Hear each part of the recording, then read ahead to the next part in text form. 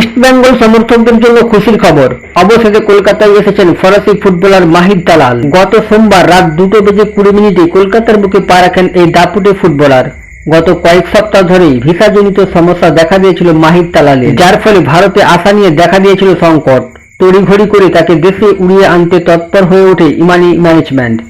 Durand কাপের আগেই মাহির তালালের east বেঙ্গলে যোগ দেওয়া কিছুটা হলেও স্বস্তি দেবে স্প্যানিশ কোচ কার্লোস কোয়াদ্রাতকে। গত মৌসুমে পাঞ্জাব এফসির জার্সিতে অনবদ্য পারফরমেন্স ছিল এই বিদেশি ফুটবলারের।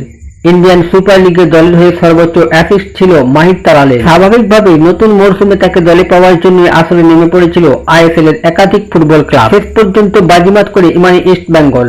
আসন্ন ফুটবল মরশুমে তার উপস্থিতি নিঃসন্দেহে প্রভাব ফেলবে দলের পারফরমেন্সের ক্ষেত্রে। স্প্যানিশ ফুটবলার সাউল ক্রেসপোর পাশাপাশি এই ফরাসি ফুটবলারের দিকেও নজর থাকবে সমর্থকদের।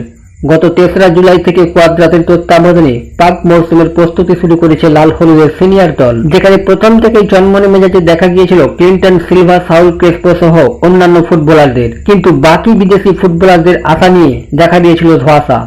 গত কয়েকদিন আগে শহরে পা রেখেছেন হিজাচি মাহির, এবার এলেন মাহির তালাল। আর সব ঠিকঠাক এগোলে শীঘ্রই শহরে পা রাখবেন গ্রিক ফুটবলার দিমিত্রিও দিয়ামন্টাকস, কার্যত যার অপেক্ষায় লাল হলুদ সমর্থকেরা একেবারে ব্যাকুল।